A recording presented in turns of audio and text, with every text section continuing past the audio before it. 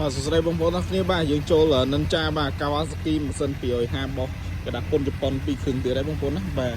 ពណ៌ធូចជ័យពុនធូចជ័យលេងខ្មៅបងប្អូនបាទម៉ូតូស្អាតបាទ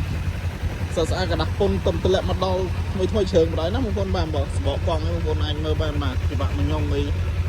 កំសេរីបាទហើយគីឡូតិចទៀតបងប្អូនបាទចឹងបងប្អូនដែលស្រឡាញ់ប្រភេទនិនចា250បាទបងប្អូនអាចមកមើលបានបាទគីឡូតិចបងប្អូនបាទ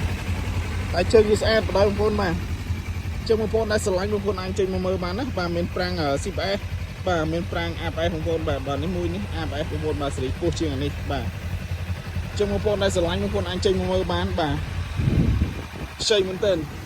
ចឹងបងប្អូនអាចចេញមកមើលបានណាបាទចង់បងមលោះចង់ទិញលុយសុតបាទវាយដូរសេរីអីបងប្អូនអាចចេញមកមើលបានបាទហើយតើតោ Kawasaki នេះបងប្អូនបាទ